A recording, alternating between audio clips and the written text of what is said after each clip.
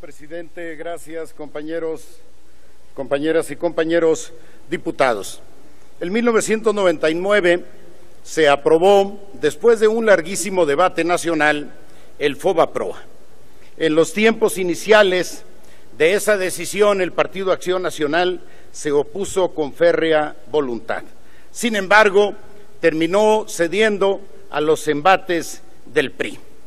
Quiero dar un par de datos para dimensionar, en comparación con el FOBAPROA, la responsabilidad financiera que representaría para el país la eventualidad o la irresponsabilidad de asumir lo que hoy proponen el PRI, el PAN, el Partido Verde y Nueva Alianza.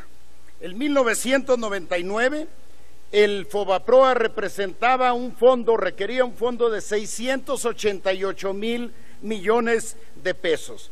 En el transcurso de 2000 a 2013, se le han abonado 320,000 millones de pesos, más de 50,000 millones de pesos anuales, y aún así la deuda ha crecido cerca de 34%, de tal manera que después de haber abonado 320,000 millones de pesos, debemos los mexicanos, por el Fondo de Protección al Ahorro, 831,000 millones de pesos.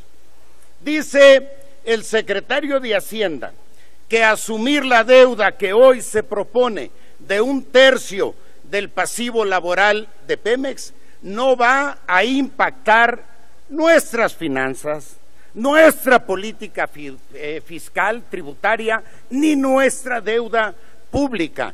¿Cómo es posible que el gobierno, que el Estado mexicano pueda aceptar un pasivo de hasta 1,780,000 millones de pesos y no signifique ninguna carga para los mexicanos?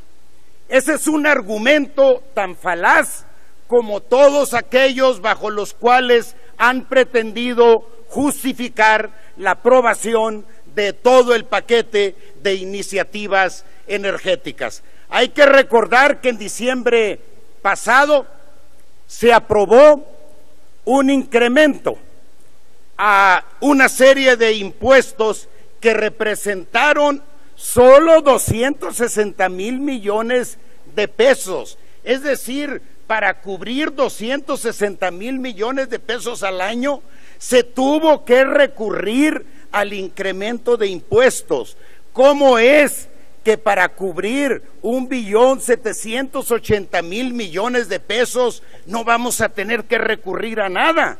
Y además, para cubrir el boquete fiscal, se le aprobaron al gobierno 500,000 millones de pesos adicionales. Así es que me parece irresponsable, superficial, por decirlo menos, la manera en cómo se está planteando a esta Cámara que tomemos la decisión de cargar a los mexicanos con 1,780,000 millones de pesos, como si estuviéramos aquí regalando bolsas de papitas o de cacahuates.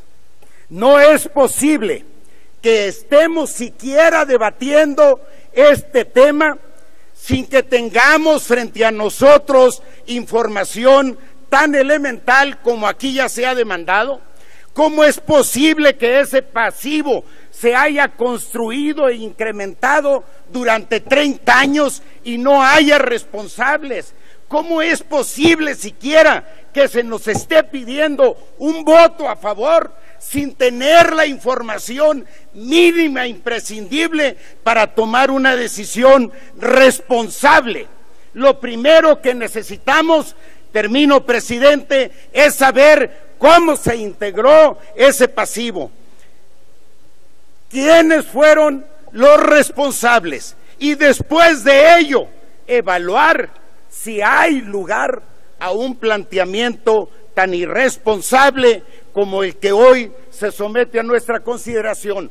porque no podemos aceptar los mexicanos un agravio más que sintetizaría diciendo que mientras nos quitan a Pemex, nos dejan a los mexicanos solo su deuda. Gracias por su atención. Gracias, diputado Durazo.